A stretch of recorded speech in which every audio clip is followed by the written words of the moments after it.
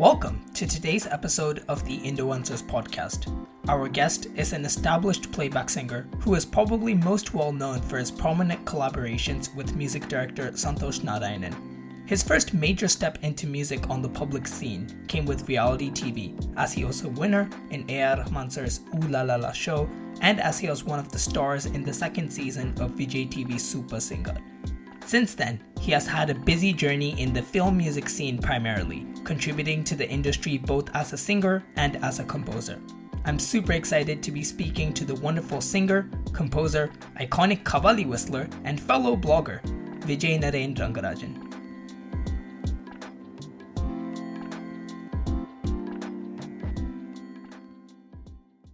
Thank you so much for taking the time to come on. It's an absolute pleasure to be on this. Thanks for having me. Yeah, thank you. So just to start off, it's the question I really don't want to ask, but because of the times we're in, I've had to kind of been forced to ask on every episode. Partly because I started this whole platform in April of 2020, and that coincides with something that has happened globally, and that's the coronavirus pandemic. So inevitably, the first question of every episode has been, how has this pandemic affected you in terms of music and outside music as well? And you're in a different country compared to most of my previous guests. You're in Australia. I know that there was a lockdown or at least something like a lockdown until quite recently, if I'm not mistaken. So yes, it is correct. something that continues to affect your life, I presume. So could you just speak on how the coronavirus pandemic affected your life in music and out of music? And perhaps if there are any positives you could take away from this unusual time. Oh, absolutely. So you're spot on when you've said that, there is no escaping the impact of the pandemic, no matter what profession you're in. And being in two professions myself, it had an impact on both the professions that I was in. So it's been quite the journey since, I guess, even pre-COVID, right? So it all started when, I was doing work on this movie as a composer. It was my first movie and I was doing it in Sydney, and I'd sort of finished composing the songs and the background score was left. This was October 2019. And around that time I was working an IT job here.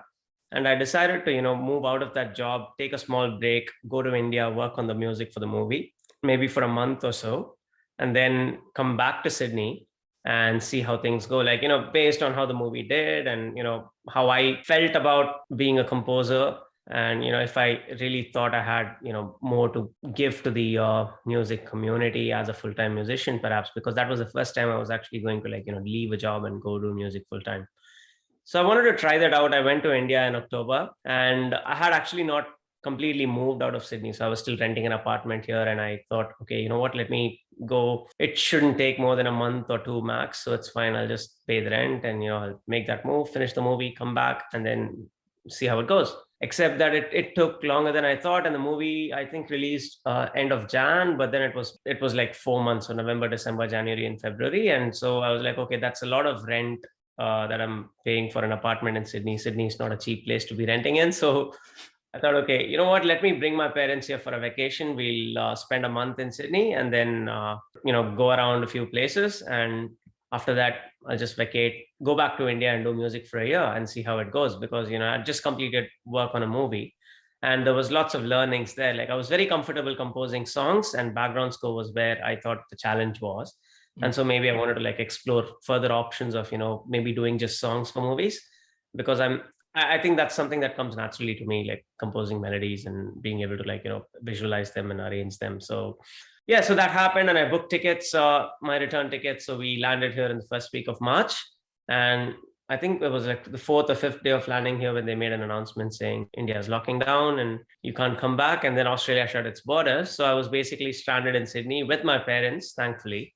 And there was a lockdown for about 2 months here. It wasn't a harsh lockdown, to be honest with you. But yeah, it was early stages, and everyone was pretty unsure about what the pandemic had in store for them. Me, on the other hand, I had quit my job as well. So I had no source of income at that point. And there was literally, I think that was also the time when a lot of movie projects were being shelved and the entire industry sort of went into a pause mode. And so it was a no-brainer that, there was no doing full-time music, at least in the next few months, which meant I had to start looking for a job again. And for the first time in my 13-year career, I was actually without, like a full-time job and actually actively seeking work during what was probably the worst times to be looking for a job in any sector. So it took me a couple of months to actually land a job. And it was a blessing in disguise in that, earlier I used to do a lot of my vocal recordings remotely for Santhosh and for some other composers like Satyana. And I used to do that in Sydney, right? But I don't think people had warmed up yet to the concept of, a singer being just able to record remotely and sending files through Dropbox and all of that. But when the pandemic happened, I think this whole remote way of working really became the norm in a lot of industries, and, music was no exception. And so I felt like, look, I actually have a better work-life balance in Australia, because here, it's like a 9 to 6 or 9 to 5 job. And then you've got the time for yourself after that. It's a quieter environment. And having worked in India, I knew that if I was moving back to India, there was no way I was going to work in IT. I was just going to do music and any other creative pursuits. There was just no way I was going to like spend 2 hours in commute and then, 10 hours doing a job and then coming back.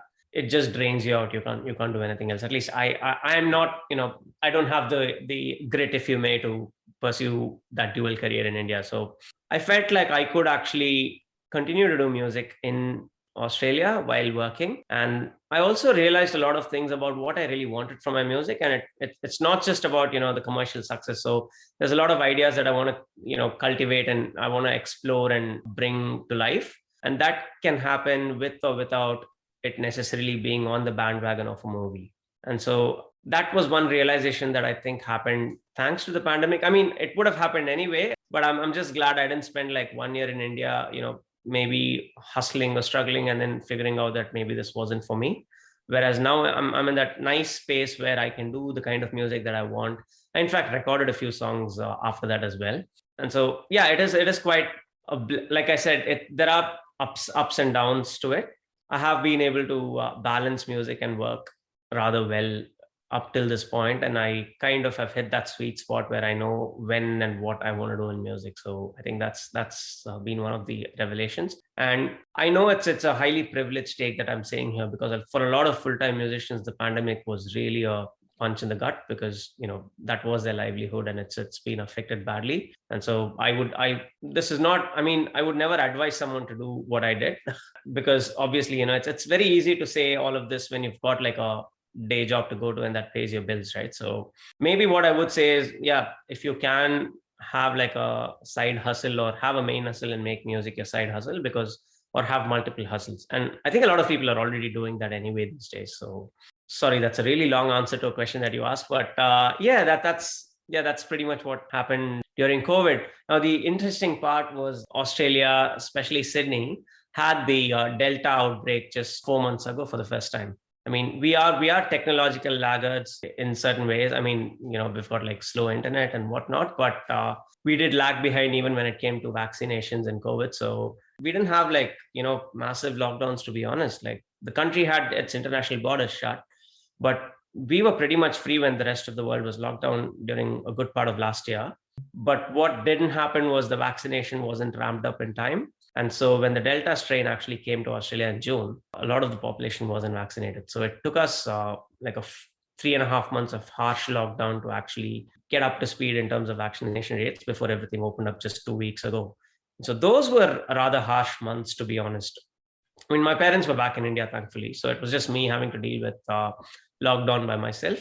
The initial few weeks were interesting because I was still exploring some of my musical ideas on Instagram and other things. But after that, it sort of, starts getting to you. It's just one of those things where, the lockdown has its impacts. So you do things to keep sane. So I think the second lockdown was, harsher, but I'm also quite proud of the way I've navigated it. So yeah, all good now. We're open. So I'm looking forward to what lies ahead. Yeah, I think I've definitely enjoyed part of what you've had to put out on Instagram during. There's more food than music, but yeah, that was another positive aspect, because I'm the kind of guy who would order takeaway food 5 out of 7 days, and it was completely reversed during the lockdown. I was like cooking almost every day. So that's good. Yeah. I mean, I can't say anything. I can't cook, but It's If I great if can, somebody anybody can can. cook. Yeah, don't wait for a lockdown for you to get inspired to cook. That's all I'd say. Yes, Unsolicited advice there. that's probably very good advice. So, away from lockdown and away from the present, I kind of like to take this back to the beginning and kind of walk the steps up until the present. So, Sure. let's go right back. So, just on a very general note, what's your first musical memory? What's your first memory relating to music? The first musical memory, that's actually a very good question, because I interestingly have quite a vivid memory of listening to Anjali, the album, the Ilayaraja album. Now, okay, disclaimer, I'm going to say Ilayaraja and A.R. Rahman without saying Ilayaraja sir and Rahman sir, because they are like, Sachin Tendulkar to me. You don't say Sachin Tendulkar sir, you just say Tendulkar, right? So that's Fair how they enough. are. Yeah, so no offense. I mean, this is more out of, a respect for the levels that they are at. And doesn't matter if you work with them or not, they are untouchable idols right up there. So yeah, so Anjali was the first album I remember listening to in our Madras house. That and Preeti Sagar's Nursery Rhymes. I don't even know if a lot of people remember that, but those were the introductions to nursery rhymes. But it was more the music that struck me. I don't even remember the rhymes anymore, but yeah. And then Night Flight to Venus, the Bonnie M album. We had a cassette of that. So there was, I think that had Rasputin and Painter Man and a few other really good songs from the day. I don't know. It's a very peculiar thing. Like a lot of South Indian households at that time had Bonnie M cassettes for some reason. Like they may not have had the Beatles, but Bonnie M was like a mainstay of a lot of these households. I really don't know what that trend was, but I'm just glad I was exposed to it. Yeah, that's really my first musical memory. And then we moved to Delhi when I was quite young. Must have been 5 years old, I think. And around that time, there used to be the show called Super Hit Mukabla. If I remember correctly, I don't know who was hosting it, but yeah, Shah Rukh Khan was quite popular even then. There was a song called Ole Ole that I remember. And then dubbed versions of Rahman songs that used to make it, like, Mukala Mukabla and all of that. And I used to make these annual trips to Bombay to visit my grandparents. One distinct memory I have from possibly 94 or 93 was being in a taxi in Bombay. What was the song? It was probably Mukkala Mukabla or some other song from the same album. Chikabukaraile, yes. Chikabukaraile playing in Tamil in the cab. So I was like, what's happening? Like, why is the Tamil song playing in Bombay? It just blew my mind back then. I didn't know who Rahman was at that time. Like, I was too naive to, understand what was going on. But the song. Like when you hear Chikabukaraile, you just know the song and you're like, wow, there's a Tamil song. And that, I don't know, it blew my mind back then. So yeah, some snippets of my earliest musical memories. Yeah. Yeah, and as you kind of hinted at, I understand that you grew up in various places around India, Chennai, Delhi, Bombay, and Salem for a few years, if I'm correct. And Yep. I also understand that most of your exposure to, in terms of like film music or popular music in general, was mostly kind of Rahman sir's songs. So Yes. I'm just curious, you've lived in various cities. Did those various cities bring about any different musical influences, or was it just ARR in different languages all the way through? That is a great question. So the funny part is ARR's music started having its impact on me only much later in life. Like I said, I was not actively paying attention to who was composing the music or whatever. So must have been like Tal and Dilse, and I think I call it the Rahman realization point. Like there is this point in life when every listener suddenly gets obsessed with Rahman's music and they start that journey of exploration. They go back to the old albums and they're like, what the hell's happening? And so for me, that was actually Lagan. It wasn't even like, any of his earlier albums. It was quite late, like I said. So, and around the same time, Dil Chahta Hai had also released, but Lagan was like the album for me where I was like, wow, okay, this is just magic, because it's a period movie and, there was no electronic instruments standing out in the album. I mean, obviously he's used electronic instruments in that, like there's pads and stuff, but then, there's no programmed stuff in that, right? I mean, you don't really hear any of those typical things. And I'm like, wow, how does he create this magic? And that really kick-started the journey of Rahman. In terms of influences from, growing up in these places, I actually started learning Carnatic music when we moved to Delhi. So I learned it for about 2 years in Delhi from Sri O.V. Subramaniam sir. So that's O.S. Tyagarajan's father. Oh, wow. So Okay. yeah, so they used to live in Delhi around the time, and so he was a wonderful guru. Like I have very fond memories of learning Carnatic music from him. So his grandson O.S. Mukundan and I used to sit in the same class, just the two of us, and he would teach us. So it used to be really nice. Like his house in Karol Bagh, and we used to go there and learn music, and then pick up copies of this magazine called Gokulam on the way back home with dad. So very fond memories. But then when we moved to Salem, I actually couldn't find a guru, funnily enough. And so most of my singing was restricted to whatever they taught in the school that I went to. And I was in Salem for a couple of years. So my music stopped then. Then we moved to Bombay. And in Bombay, I pursued Carnatic music again for another 2 years in Shanmukhananda Sabha. And then I reached year 10, and being Indian parents, I was like, okay, you know what, focus on your studies now. That happened. And I was actually quite obsessed with Carnatic music around the time. And after 10th, I moved to Chennai and I wanted to continue. And by that time, my guru, like O.V. Subramaniam sir, had moved to Madras and he had settled in Mambalam. But he was very old at that time. I still went to him for like classes for about 6 months. But then after that, again, year 12 and whatnot. So we just stopped. And my Carnatic music journey sort of ended there. And part of the reason why was also because my academics sort of took a hit. Like I've had this crests and troughs of academic brilliance. I wouldn't say all through my life. I was quite bright till like year 8. And then there was a bit of a dip. And then year 10, I was okay. And then year 11 was probably like the nadir where I was like not doing well at all. And it had to do with a lot of things. Like the school I went to was not a great place to be. And then, I was out of my comfort zone. My parents were in Bombay and I was in Chennai. So I think the whole displacement sort of took a toll. That was kind of the time when I was obsessed with Carnatic music as well. So there was this perception among my peers and my teachers that, I was too invested in music and therefore not concentrating on my studies, which may have been true, but it was also a lot of other factors. So my studies took a real bad hit at that time. Like I was in the bottom rung in the class.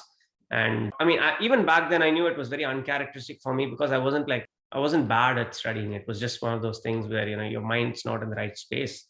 So I took a break from music, and right at the end of my 12th standard is when I actually did well. And my board exams were quite the surprise. Like my board exam marks were quite the surprise for my principal. Was like, how the hell did you get this? So I scored quite well. So, and then like everybody else, I joined engineering college. So there's a saying like in Tamil Nadu, you join engineering and then figure out what you want to do in life. So that's pretty much what I did. So I joined college, and then, so the thing is, the association back then with Carnatic music sort of became negative in my head, like because I was trying to hold on to it during a very bad phase in my life. And so I tried to stay away from it just to keep those memories at bay. And college was also the time when a lot of my classmates were into various forms of music. Like I got introduced to a lot of hard rock back then, like your AC/DCs and Whitesnake and Deep Purple, and yeah, you know the drill, right? So that was really fun. That was a fun phase. My college unfortunately didn't have a great band, so to speak. Like there were a bunch of people trying to put stuff together, but most of them had like classical background, and so yeah, we didn't quite have the kind of bands that some of the other colleges had. Some great musicians were there in my peer group in the other colleges. Like Flute Naveen used to play for I forgot what college he was in, but there were like a lot of really good musicians around there. So I would go to all these festivals and yearn for something like that, or yearn to be a part of that, but couldn't quite be in it.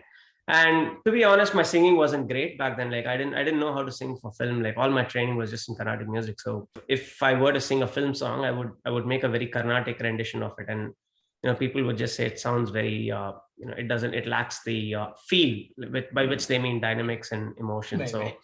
Yeah, that was there. In terms of influences, sorry, I have to make this. So around 1998, when I was in Bombay, that was the time CDs were becoming more prominent. Like there was a transition from cassettes to CDs. And I had this friend who was quite well off, and he used to have a lot of CDs in his house.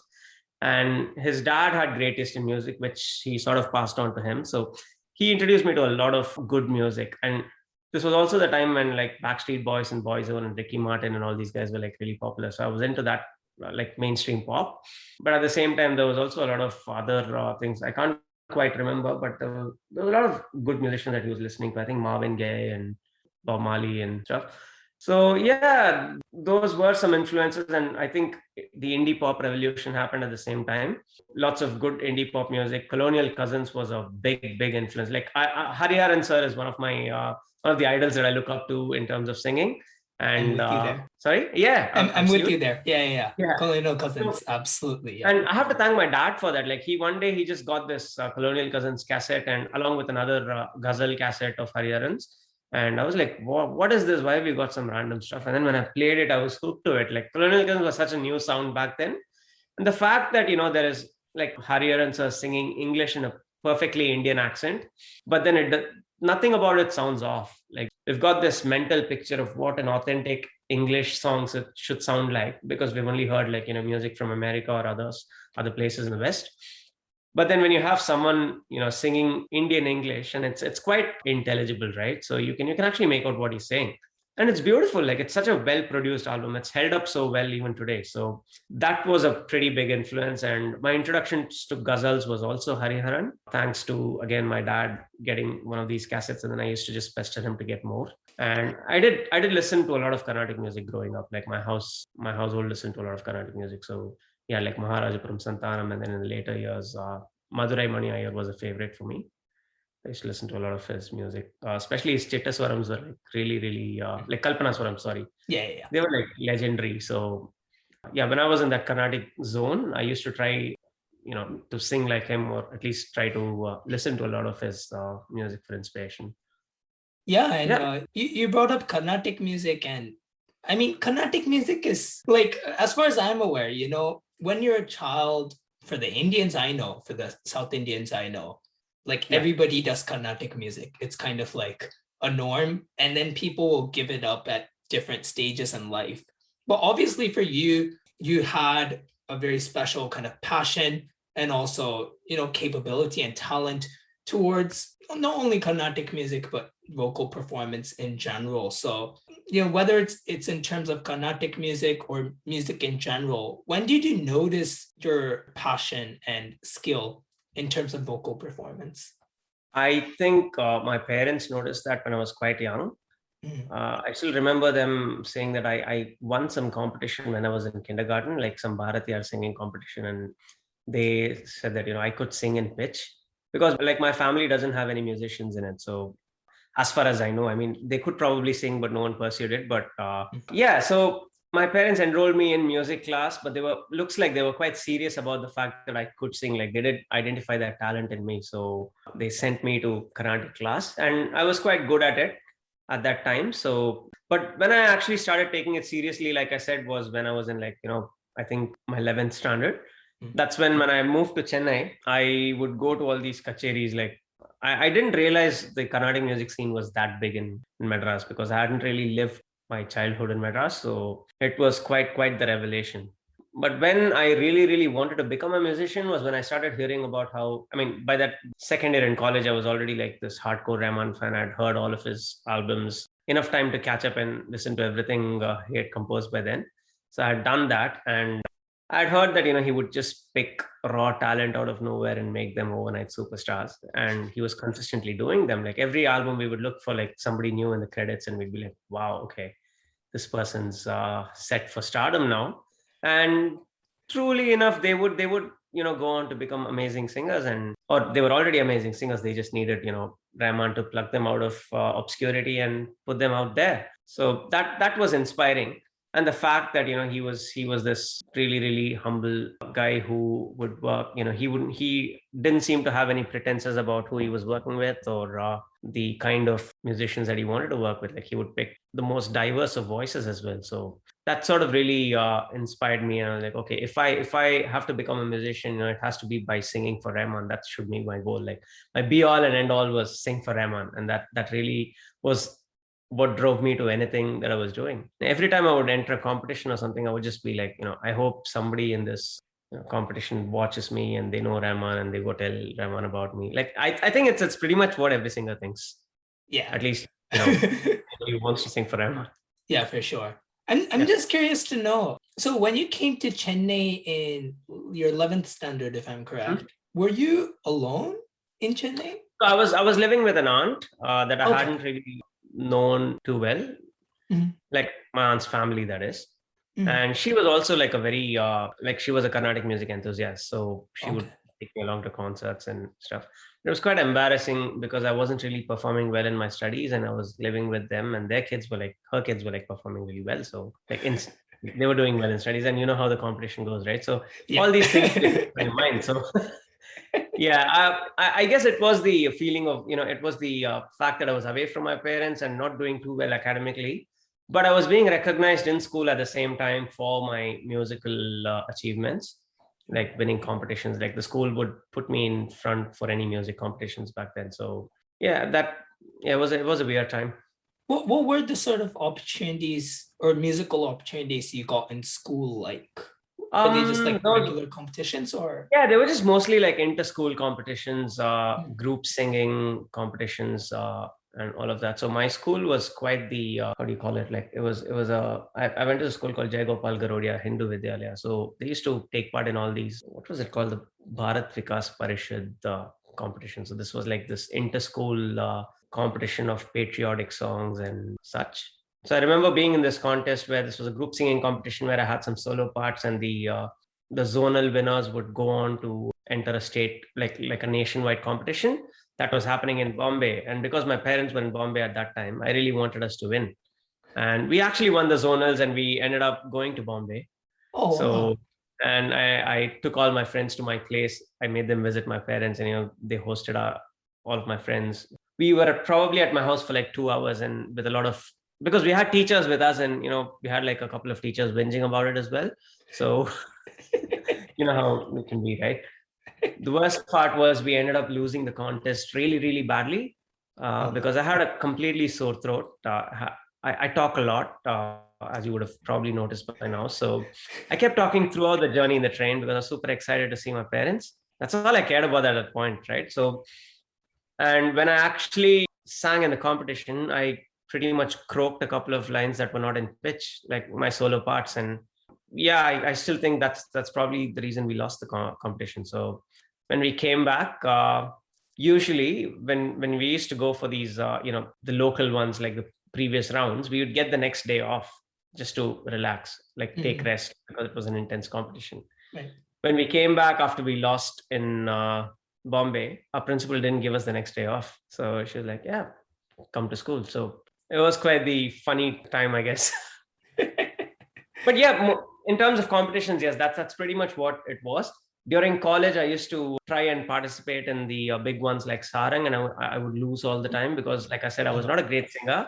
I really wanted to prove a point, but I couldn't at that time because I had no idea what dynamics were, and what non-Carnatic singing used to look like. I always used to think, songs that suit me are songs that are slightly classically based. So I would go about singing stuff like Kayil Midakum Kanavani and all of that. I mean, I love those songs, but they're probably not my strength. They weren't my, strengths at that time. So should have probably chosen better songs, but I have no regrets. I mean, they were competitions. Those are college competitions. There's only so much you can, read into those. Yeah, and I mean, you've gone a very long way since then. So yeah, I guess. Well, going from the competitions that may not have gone as well, let's move into a competition that did go quite well, and that's Ooh La La La. So, after you finished your bachelor degree, probably your first step into music on a public level was Ooh La La La. This is the reality show run by the one and only Rahman sir. My icon, your icon, everybody's icon.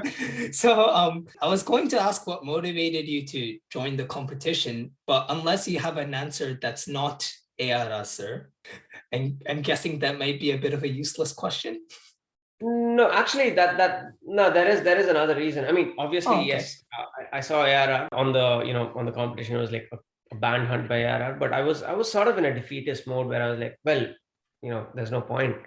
But then I had a classmate who was a guitarist, and he was like, hey, do you want to start a rock band and go to this competition and see how it goes?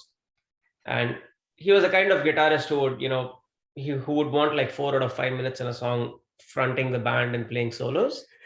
So the vocalist would perform around him. This was all fine. I was like, well, yeah, let's give it a shot. What do we have to lose, right? And he pretty much put the band together. I was just supposed to be like the vocalist and composer, if you may. And so we did a few jams, and then he got Nritya Maria Andrews on board, who's a really good singer. And so she sort of became like the lead vocalist, and I was like the co-vocalist in that band. And yeah, we had no idea how we sounded, because that was really the first time I was in a band, and it was a 5-piece band. Sorry, there were 6 of us. So there was like guitars, bass, drums, vocals, and keyboards. Yes. Right.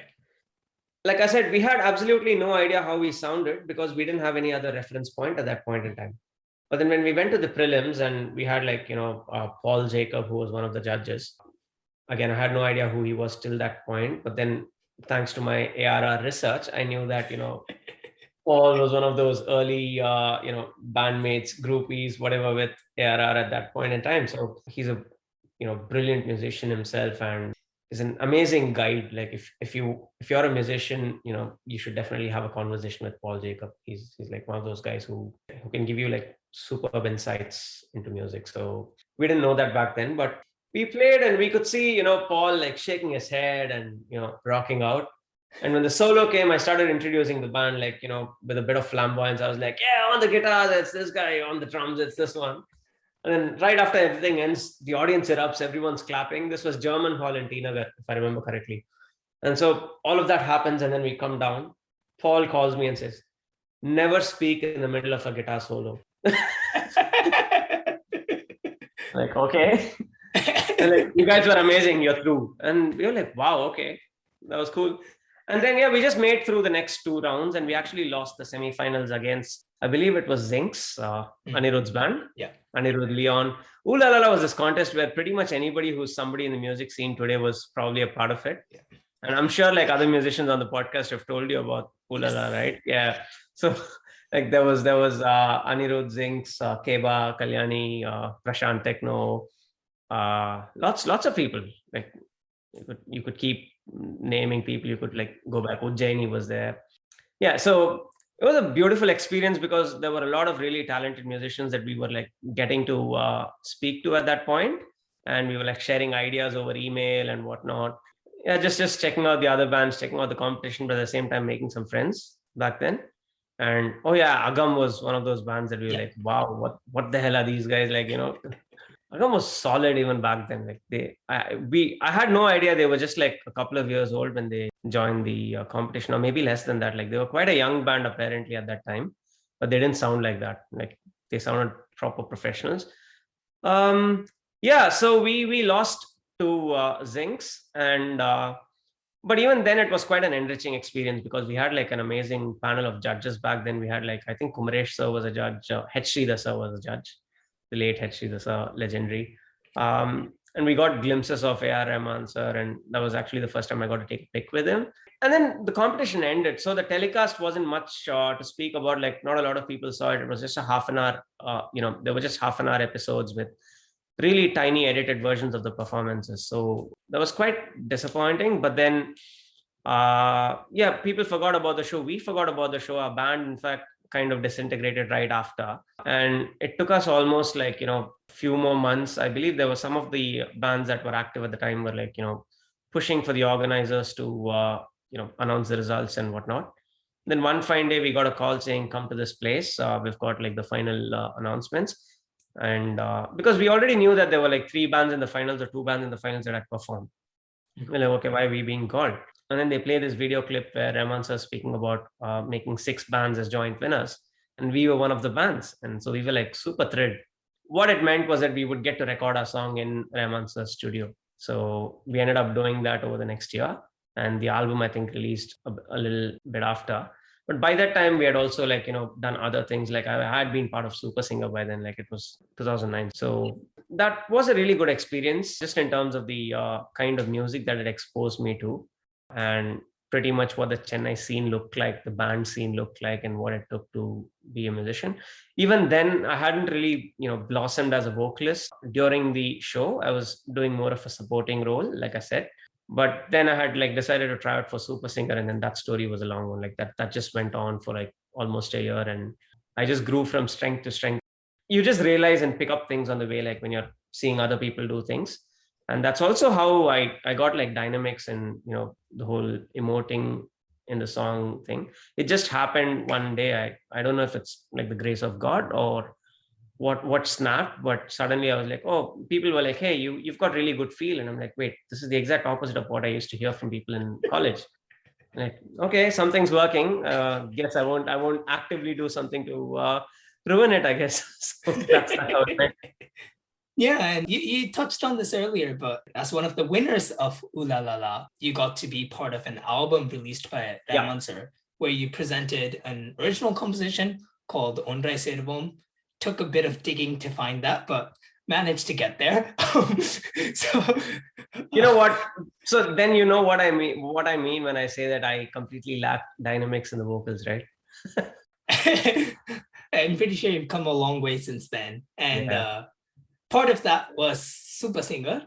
And yeah, so after Ooh La La La, as you mentioned, you started off with Super Singer. So, and I'm just curious because, I mean, you did say Ooh La La La didn't quite do well in terms of publicity and commerciality and all that, but I'm sure you must have gotten at least some public attention from that. So, entering another public singing contest, was this sort of public attention something you felt you thrived off, or was it like an obstacle that you kind of had to overcome through experience?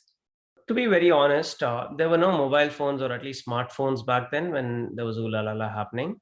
Mm-hmm. And like I said, it was barely half an hour with 2 minutes per band. So really there was no public attention. There was probably attention from the rest of the peer group and from our friends and family because we told them about it. But I don't think even my classmates from college realized that I was part of the show, like Ooh La La La. Oh, really? Yeah, honestly, like nobody knew that I was in it. I guess it was completely the opposite with Super Singer because the first season had become like a super hit. I guess the first actual season of Super Singer was the Hindi one, right? In which Naresh had been picked, even though he didn't win it. ARR sir picked Naresh to sing My Lyric. That was actually the first ever edition of a show called Super Singer.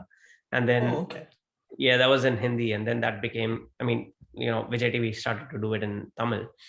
What had happened was I had joined an IT company to work in. And I realized that one of my teammates was actually Vijay Krishnan, who he was my senior in Cognizant where I worked. He had made the top 5, I think, semifinals of Super Singer, the first edition. So I instantly recognized him and, I spoke to him. I'm like, hey, you're that guy. I'm like, yeah, I was there. So, I was pretty curious to understand what the experience was like for him. And then when the next announcement came, I told him, look, I'm thinking of trying out. Let's see what happens. And then I just went and recorded something. I think they had like an audition booth or something where I went and sang a song. And that was it. I wasn't really expecting that to go any further than that. To be very honest, I wasn't expecting to make the cut beyond like the first round or even the first round. But then Vijay actually gave me a lot of insights into how it works and, what to sing and what not to sing, how much to sing and all of that, because he had been through that grind not too long ago. So, and that helped me quite a bit. And it was surprising every time I actually cleared a round. Like I was surprised every time I cleared a round. But then after a while, you start to grow in confidence. Like, you just stop doubting yourself all the time.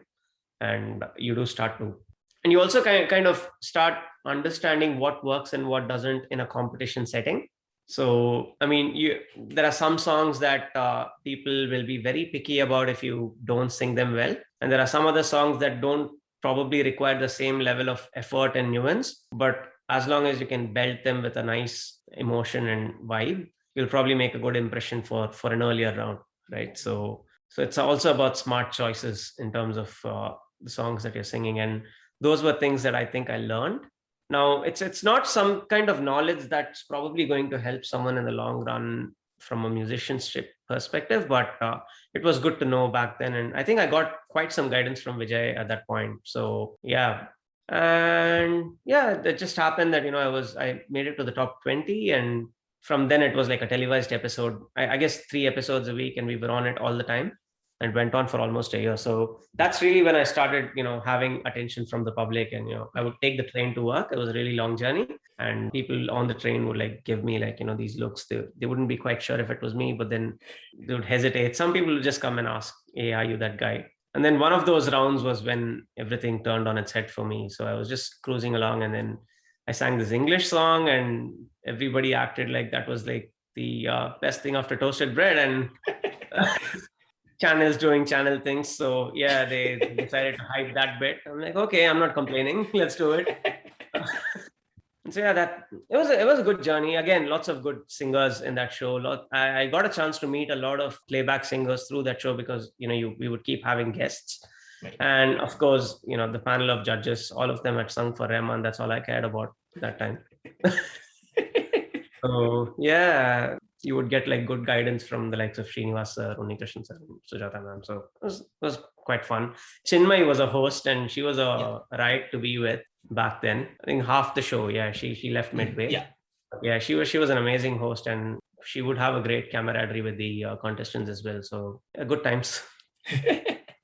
Yeah, and speaking about the competition, I kind of want to take something that happened and kind of blow it up into a larger conversation. And while preparing for this interview, I was going through your blog, and I figured there was an incident where there was an issue regarding the audience choosing to eliminate a really talented vocalist.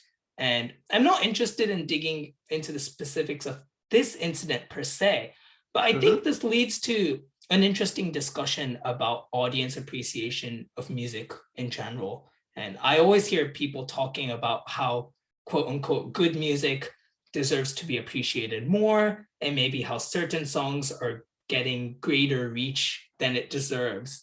So with the backdrop of the kind of incident that happened where a really capable vocalist was eliminated, and maybe a lot of sort of music inclined people thought the singer should have stayed, do you think musicians have a kind of responsibility to educate, may not be the right word, but influence listeners to appreciate certain types of music more than others? Or is this just a side effect of how music works?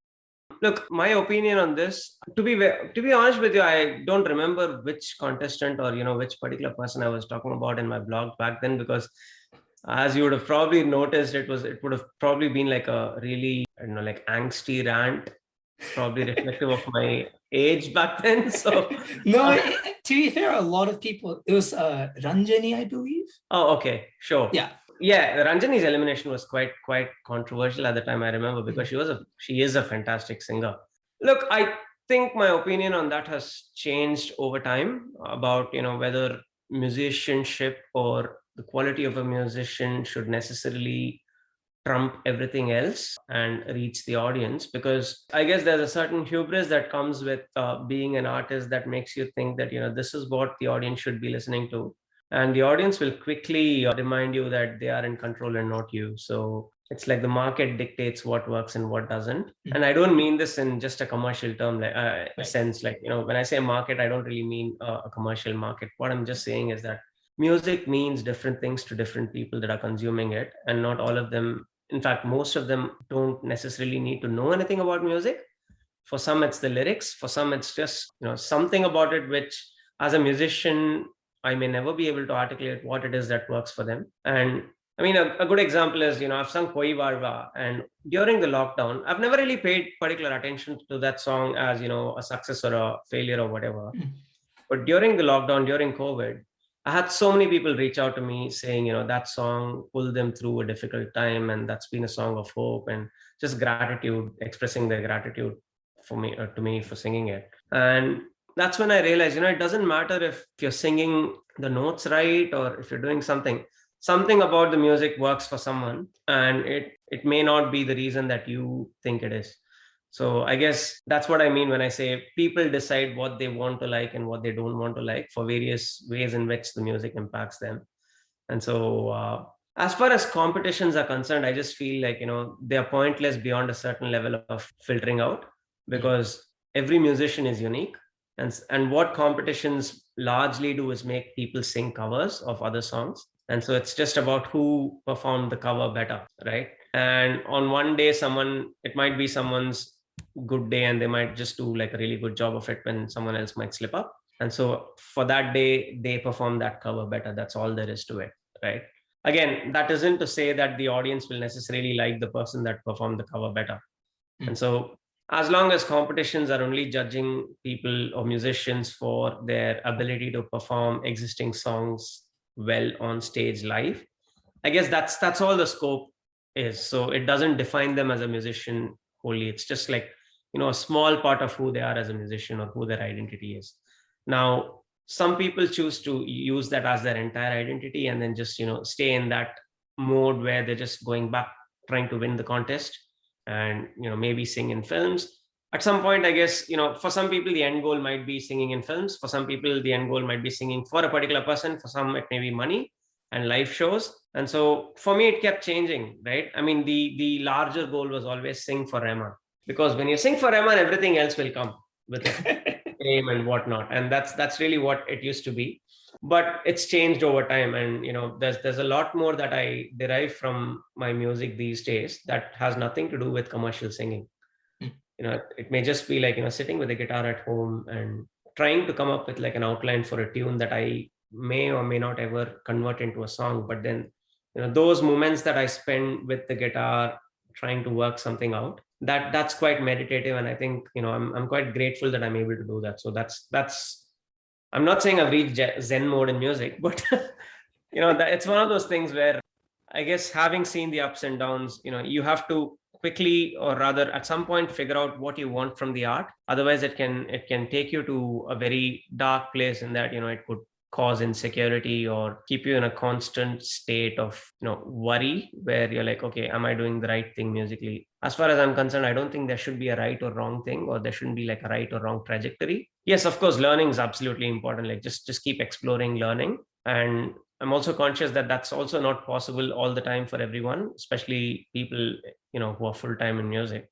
When you don't know that your, income is secure, you can't be spending a lot of time trying to cultivate your craft in a completely clear state of mind. So I absolutely acknowledge the challenges that it comes with. But this is just my perspective. So as far as competitions are concerned, yes, they can be a great platform to get somewhere, to get to know people and then network from there and, maybe get your break. But that shouldn't be what defines you as a musician. There are ups to it. The downs are the fact that, people will forget you after a year when the next season starts. No one's going to remember you.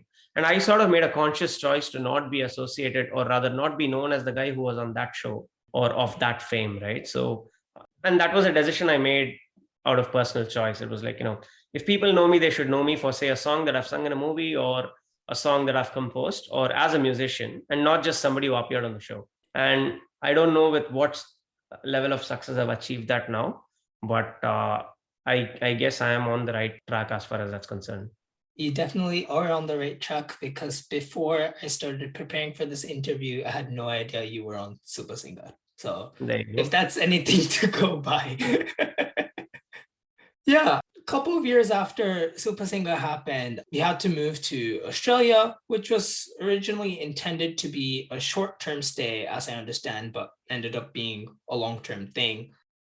And I think during September of last year, so I spoke to singer Darshana, whom you've actually sung with on Poi Vazhva, and she had to move to the US in spite of her singing career, which was taking off in India. And she was telling me that this shift required a lot of adaptation to keep her singing career going. She told me she had to learn, audio engineering and recording techniques and all that, so that she could keep her career going. Did you have to go through any such similar adaptations? Not really, because I was always trying to compose and do stuff on the side. Can't say I was great at it, but that started with, I guess, I had a friend called Pratul when I was in college. He was in my building. So we used to be in this, bank quarters. My dad worked in a bank, so we were in bank quarters, and he was a geek who would like buy all these, PC Mag and all of these magazines that would come with a CD in the last page sleeve. And so I borrowed one of his CDs, and that had like a copy of Fruity Loops. I think it was version 4 or 3. And I started toying around with it. and it was quite an easy user interface back then. I had no idea what a MIDI keyboard was, but then it was one of those things where you could actually create a beat using the user interface, and you could start programming notes and stuff. So I spent like lots of hours on it when I was in college, and I would just play those songs and try to record them on a cassette by just placing I don't know if you're familiar with it, but you can actually like press the record button on your stereo deck on a cassette, and it would actually record it. I mean, if something's playing on a speaker and you placed your cassette deck next to it and press the record and play button together, it would write on top of the cassette. Basically, the speaker would act as a mic. So I would do that and show it to my friends in college using my Walkman. Yeah, it was fun times. The point I'm trying to make is I was always like actively trying to understand how the composing process works, even though I had no idea that a bass line was required for a song to sound full. I just knew there was something in it, but I didn't know it was bass. Till these softwares actually had tracks for bass and whatnot. So I realized, okay, so this is what's there. And that's when I started paying attention to bass lines and Rahman songs and whatnot. I just knew it was a boom effect in a Rahman song, but I didn't know it was a bass, right? And then in my college, actually, there were a couple of music. There was this guy called Praveen Bala. So he is part of a composing trio called Praveen Prasann, and I forgot the name of the third person. So they did a few movies. I will look that up and send that to you offline. So yeah, Praveen was a fantastic programmer and arranger. So he composed a jingle for one of our college culturals, and I was blown away by the sounds. And I went to him and I just asked him, how did you do that? And so it turns out he was using Cubase. And back then it was just an obsession with the DAW without even knowing what it was, right? So it was just, oh, wow, this guy is using Cubase. I need to find out what Cubase is. Just that, I could have done the same thing in Fruity Loops with whatever synths and patches were available. But he had the sense to know what a VST plugin was. And he used a plugin called X-Phrase back then. Yeah, so he showed what plugins were, and he had a MIDI keyboard. So that's when I understood, okay, so whatever I've been like drawing with my hands, that can actually be done much more easily using a MIDI keyboard. But then I would need a sound card for that and whatnot. So it was just a lot of information to comprehend at that point. So I just continued doing stuff on FL Studio. But during Super Singer, I guess, was when I bought a sound card, one of those PCI sound cards that you plug into your CPU, and it's got like a MIDI port. So you can connect like a MIDI cable and then, hook it up with your regular keyboard, which has a MIDI out. So tried all of that, bought an SM58, like a Shure basic mic. Yeah. So, and installed Cubase. And I would rewire Cubase with Fruity Loops. So you could get both the DAWs working, and you could use beats from Fruity Loops while using the linear multi-track mode of Cubase to record stuff. So it was a process of self-discovery, but I was quite comfortable by that time, just recording vocals or, just creating like 4-track, 5-track songs back in the day. And when I moved to Sydney, by that time, I was also familiar with Logic, because a lot of the Logic loops had made it to films. And one of our pastimes would be to identify what loop was in what song. And I'm sure you know a lot of those, right? So yes, I've been through that journey. Yeah. Funnily enough, the plugin that I spoke about first, X-Phrase, that had a really popular loop that made its way to like more than one Rahman song and a couple of other non-Rahman songs as well. So yeah, it was quite fun times to say, hey, I know that. Wow, okay. And yeah, so I guess my uncle was responsible for me getting into Macs. Like he bought me a Mac when I went to B school. So I'm like, I guess I owe a lot to him in general. And so this was one of those things. So yeah, he got me a Mac and I installed Logic and I learned how to use it. And Logic's quite intuitive, as you know. So this was 2012, 2013. And I was reasonably familiar with that. So when I moved to Sydney, it wasn't a hard thing to be able to record at home. So the transition was quite smooth.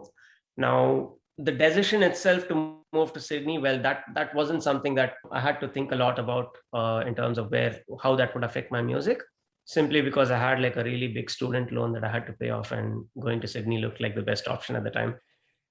Yeah, so as you mentioned, you moved to Australia, and this is kind of when your playback career did take off, as you established a really formidable connection with music director Santhosh Narayanan.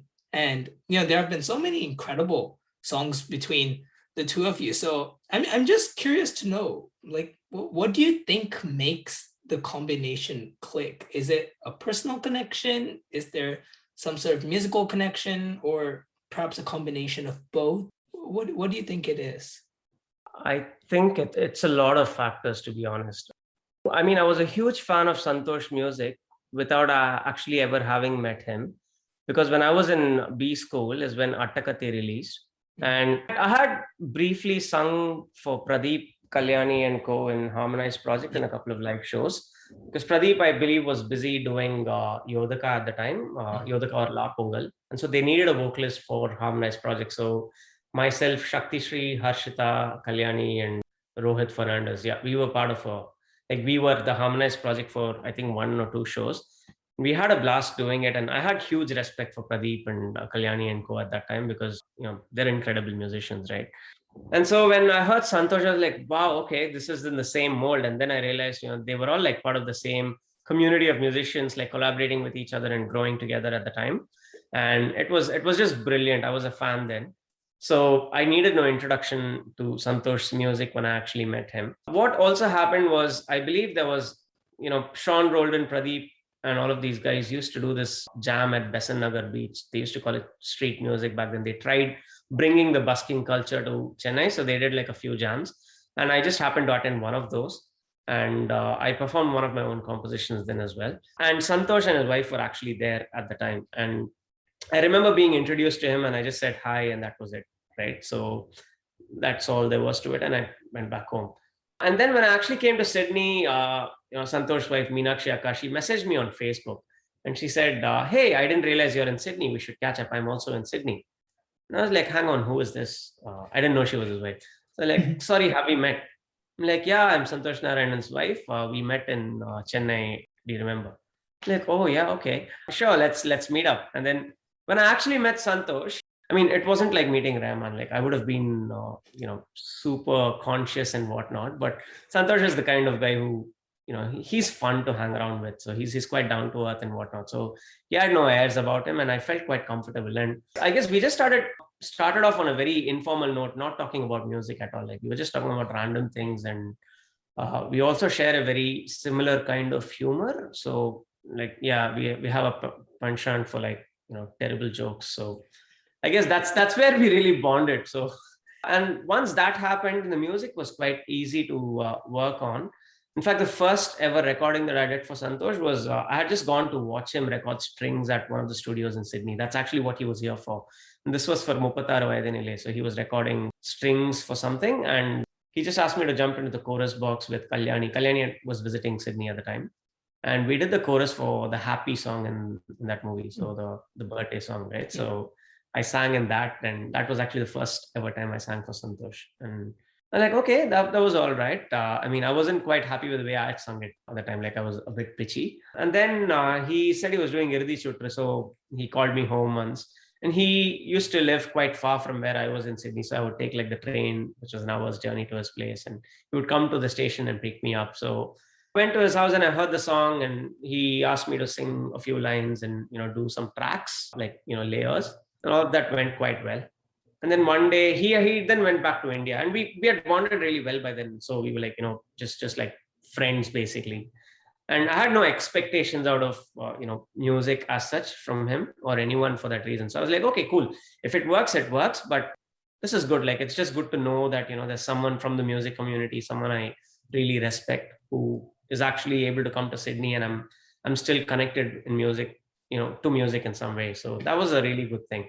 So one day Santhosh called me from India, and he was like, hey, you have your SM58, right? And I had my mic here, like my Shure SM58, and I had like a Focusrite 2i2 sound card, which I still have. And like, hey, so I'll send you a Logic project. Can you just record the same line, like, 4 times and send it back to me quickly? I just need like some layers on this. And so that was part of Maya Visai. Like I had already done the choruses, but there was those lines that go, so those lines. Like, okay, cool. And I thought, I had done like chorus in that song. But then when the song released, I realized he had actually retained just my voice for those parts, and he had credited me as a singer. I was quite elated. So that was my moment. Like you could say that was really my first playback singing moment in a big movie. I had sung for like other composers by then. Like I'd had like songs released for other composers, but typically what would happen is, I guess it had to do with image as far as a singer goes, right? So people also want singers that the audience knows. So I would sing a song, and then they would also add like a couple of other known singers to the song, just to make sure that, their names featured prominently, and, their voices were also there. So eventually I would end up becoming like the third voice in a song. So whereas this song is where I could distinctly hear myself, and I was like, yeah, there you go. Song says you've sung it, you've actually sung it, and it's in a Madhavan movie. What more do you want? So that really worked well. I went to India for the premiere, and yeah, we hit it off from then. It's been a wild and amazing journey till now. I've had the pleasure of singing some of the best songs that he's composed, and in some absolutely amazing movies. I'm very grateful to Santhosh and Meenaka for that. Yeah, absolutely. I 100% agree with that. To be fair, you can also hear, I think, at least mildly, your voice in songs like Ele Kichan. I believe you have done chorus for that. So yes. I mean, yeah, chorus for Rahman sir. that's definitely. Yeah, I did do a lot of chorus for Rahman sir. But the thing with doing chorus for Rahman sir is that I never really got to meet him like one-on-one.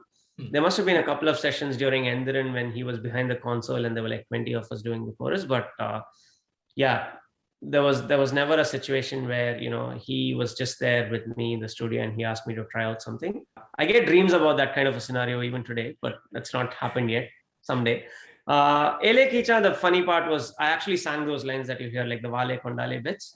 Even though he was not there, I guess Krishna Chetan or someone was there in the studio and they recorded us, and Maniratnam sir was there. So I sang those lines, and then Suchit Sureshan was with me. So he sang the Ema Sila bits. And then, I mean, a lot of other recordings happened on that song. And I really wasn't expecting my voice to feature there, but it did, like it made the cut to the song. So I think I got credited as a backing vocalist in the album, but I know that it's my voice that's there in those, Vale Kondale bits. Yeah, and we just touched on your relationship with Santhosh Narayanan sir, and you became a music director yourself with the film Dagarti. So just in general, was getting into music direction something that, you kind of always wanted to do, or did this opportunity kind of come out of nowhere and you just jumped on it? I always wanted to compose my own songs and, put them out, whether in movies or otherwise. I still want to do that. Like, I want to express myself as a musician, as a composer. I am not the best when it comes to writing lyrics and expressing myself lyrically, but I can come up with tunes and concepts for songs. And I have like friends that I collaborate with to get lyrics written. Like Subbu is one of my close friends who writes my lyrics for me. So with Dagalti, it was the latter. So it just came out of the blue, and I owe it to editor Suresh. So he contacted me on Twitter once. Actually, what had happened was Santhosh from Think Music, I had met him at an interview that I was giving at a radio station. The interview was to do with Irdi Chutru, the song that I had sung, Maya Visay. And at the time, the anchor, I think, asked me to perform one of my original compositions. And when I was doing it, Think Music's Santhosh happened to be there. And he was like, hey, so I didn't know you compose. And we just got introduced quickly. He took my number. And then looks like, yeah, he got in touch with me asking me to send me some of his compositions so he could pitch to, or he could like look out for opportunities. And I did that. And turns out one of the songs that I sent to him, Suresh had happened to hear it, editor Suresh. And so he reached out to me on Twitter and he said, hey, I'm Suresh. I've worked on these movies. And he's worked on a lot of amazing movies himself. And he's like, would you be interested in composing for a movie that my friend is directing? And like, okay, let's give it a go. And it took a while. It took almost a year for things to materialize, but then it did. And I was quite the surprise. So it was great. And Dagalti just happened like that. And I made it very clear at that time that, I would be composing the songs from Sydney. I will make a couple of trips to India, but I will work remotely. And only if you're okay with that, we can go ahead with this. And, they were quite cooperative. So it was great. Yeah, and you obviously did a lot of work as a singer up to that point, singing for other composers before you got into music direction yourself. So was there anything that you consciously took or learned from composers like Santhosh Narayanan as you were getting into music direction yourself?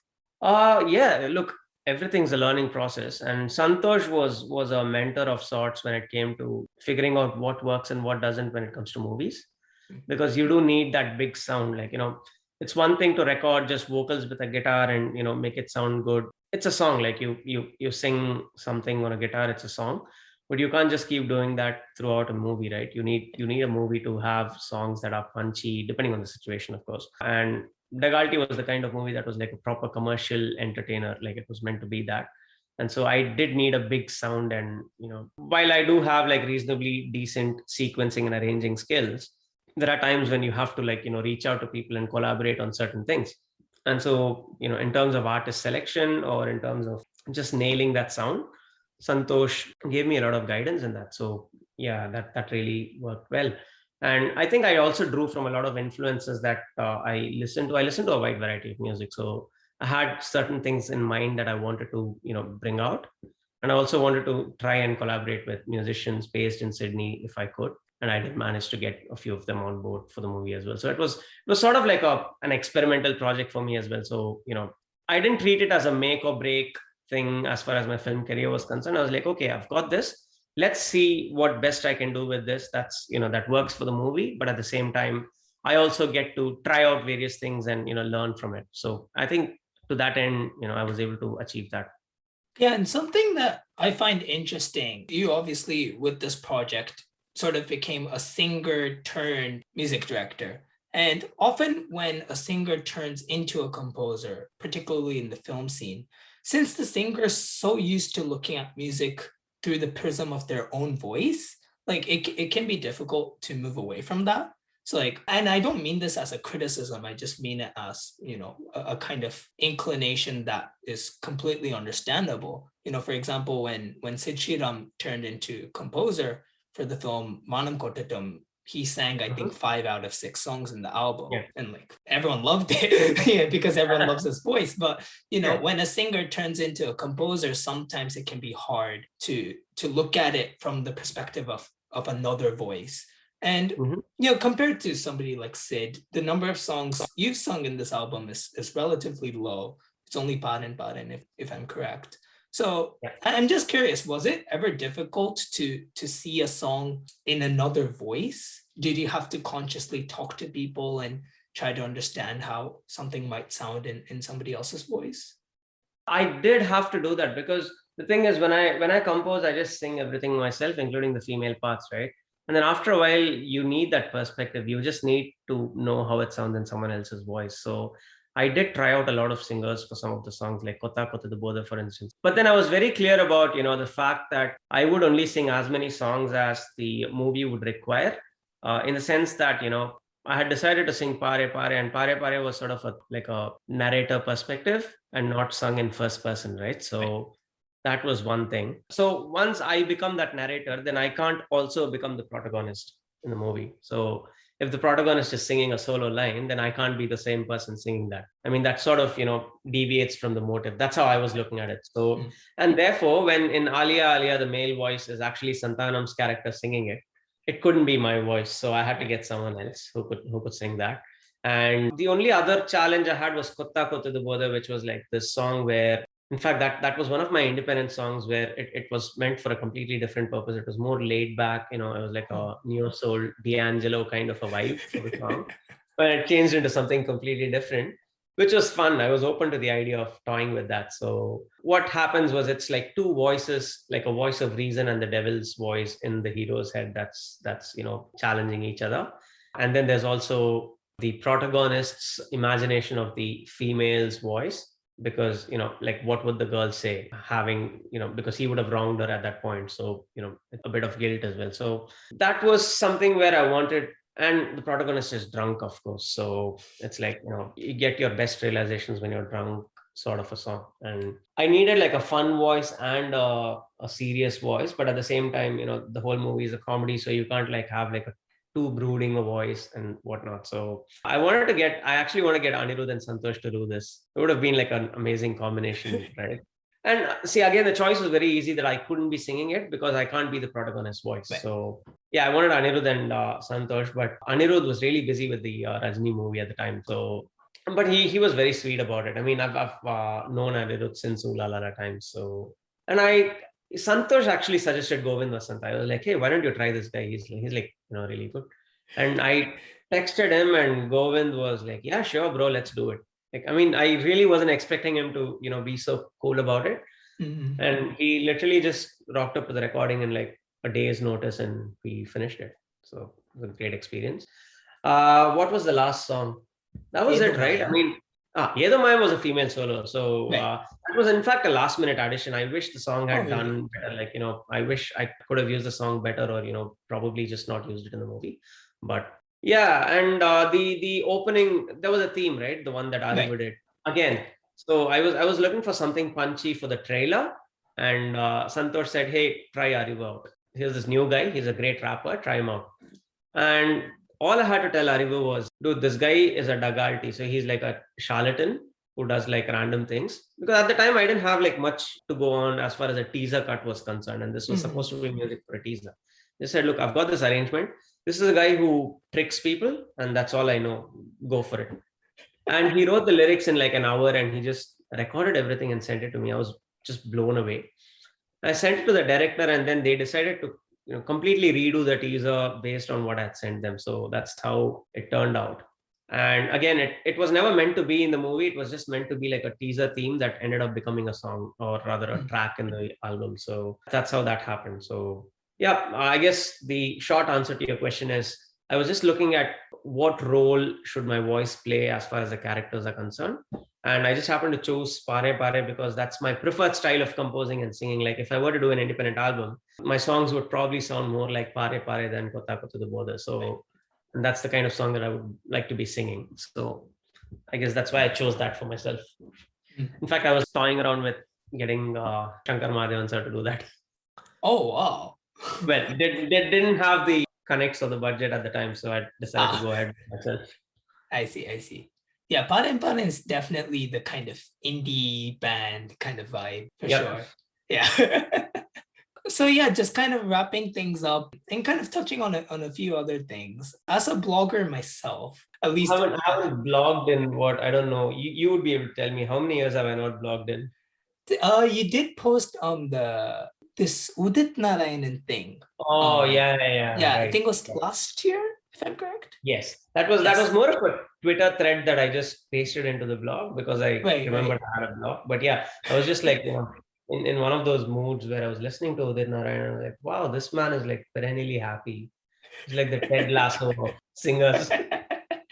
Yeah. I'm just curious, what got you into blogging? The lack of other social media platforms back then. And I always used to think I had a flair for writing. I don't know if that's true, but I just used to like penning thoughts down. I think I did that even before I was a musician. So it had nothing to do with my music. I would blog about the most random of things. There's a lot of posts that I've taken down in my blog, from my blog. But yeah, I was blogging from the days it used to be called Blogspot. Writing is one of those things that I used to enjoy. I still enjoy it, but I just don't do it as often. I should get around to it. I mean, I've always thought that, in life, I would end up writing a book.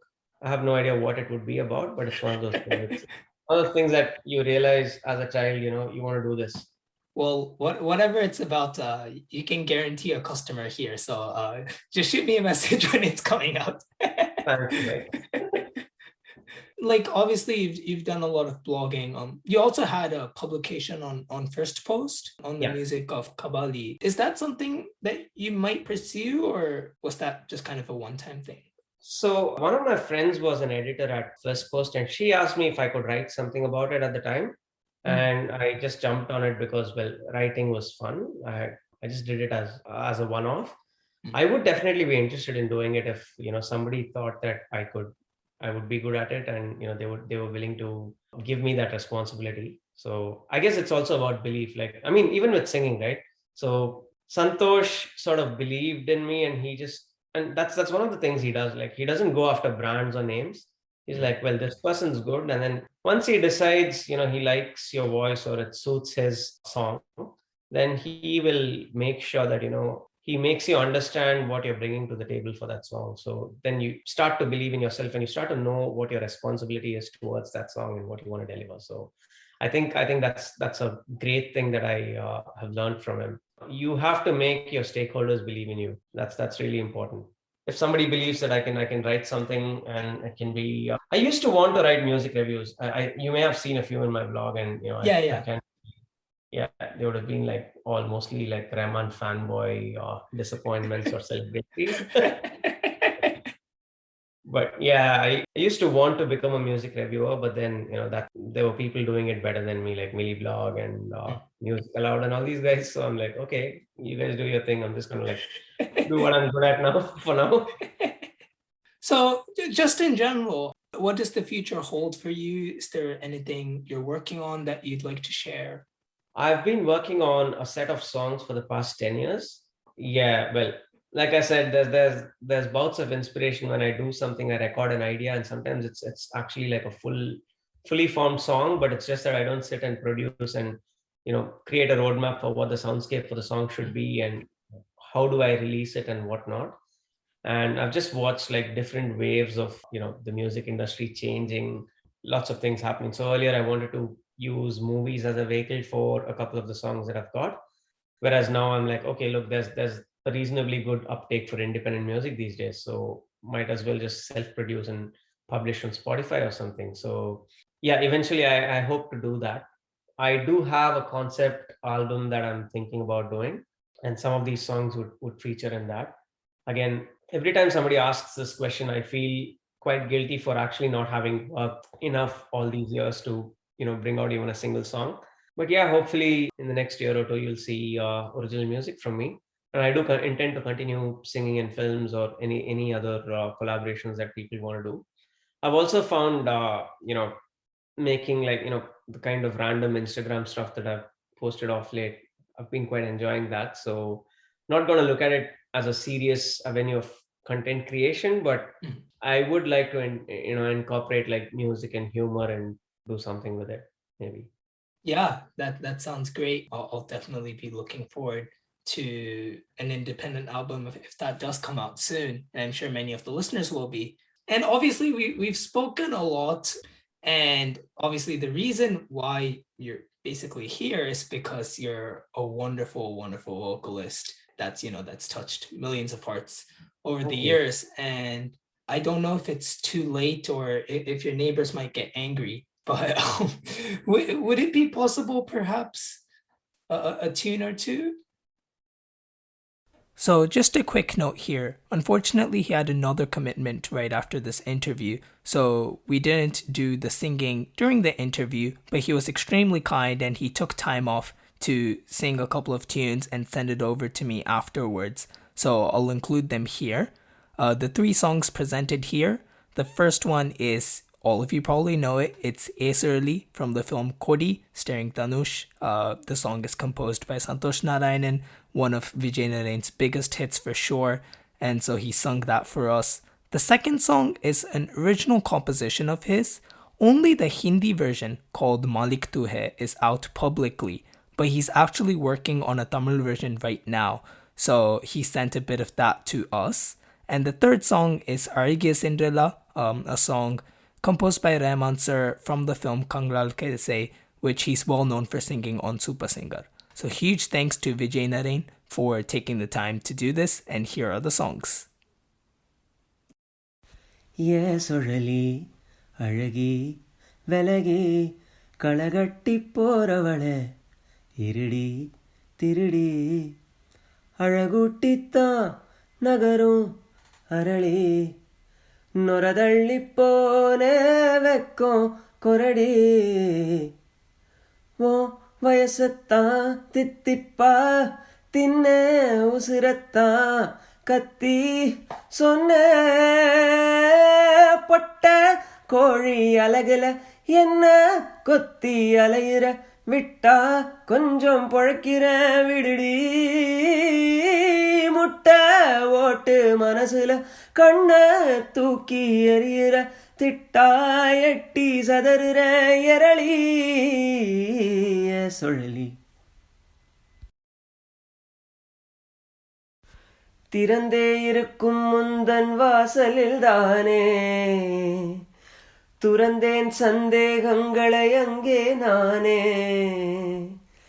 தீரா வினைகள் என்னை சூழுவதாலே தஞ்சம் வந்தேன் எங்கள் ஷிரடி சாயே என் கூவல் கேளாயையா.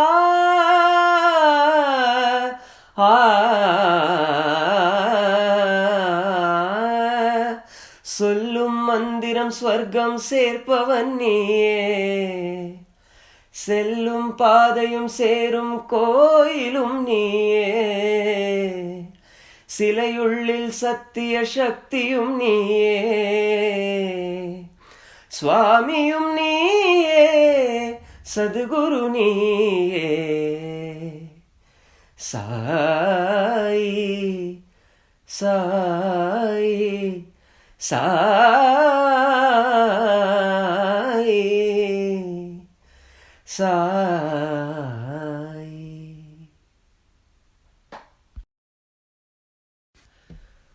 அருவிகள் மேலே நோக்கி பாய்ந்திடுதே, மலைகளும் துள்ளி துள்ளி நடந்திடுதே, எனக்கே அறிமுகம் செய்தாய், எனக்கே அறிமுகம் செய்தாய்.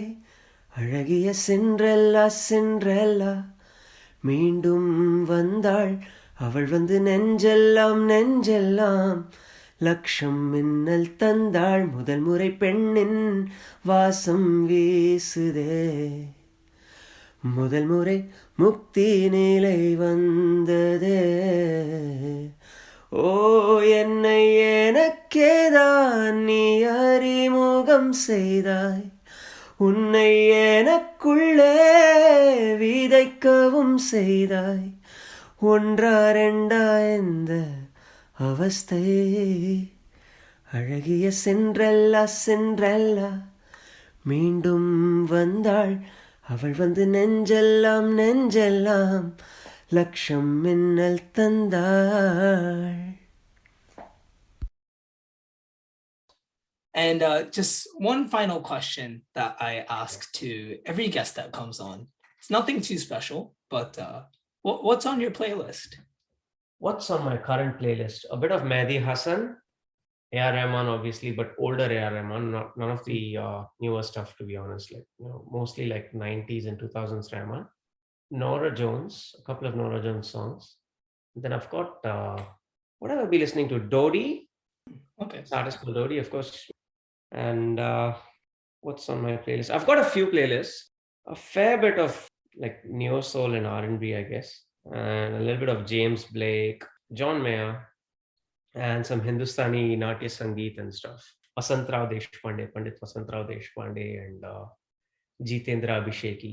Yeah, I think a bit of bossa nova. Yes, I mean, okay. Again, I got introduced to bossa nova by the fact that Pradeep did a bossa nova Carnatic fusion album called Yodaka. Draws heavily from bossa nova, right? So, right. Like, what the hell is the genre? And then I started discovering Tom Jobim and his collaborations with Frank Sinatra, and then Gilberto, Astrid Gilberto, and all these. And I recently got a nylon guitar during the lockdown, and I tried to learn some bossa nova chords. Failed miserably, so I'll probably attempt it again sometime. Yeah, my playlist is quite varied. It depends upon the mood, but it's mostly this. All right. Sounds great. Thank you so much for your time. I really do appreciate it. It's late at night in Australia, as I understand it, but thank you so much for your time, and thank you to the listeners for tuning in. I'll leave all of Vijaynarain's social media links and streaming links in the description, so make sure to go check all that out and make sure to follow him on all of the relevant platforms. Thank you so much. Thank you so much. It's been my pleasure. Well, that was Vijaynarain on our 13th episode of the Indoencers Podcast, and thank you to everyone that has tuned in. You can find us at the Indoencers, spelled THEINDOENCERS, on Facebook, Twitter, or Instagram, or you can use the links in the description. Likewise, you can find our homepage at theindoencers.wordpress.com or through the link in the description. Make sure to subscribe to the Indoencers Podcast on your favorite podcasting platform. Thank you once again, and we'll see you next time.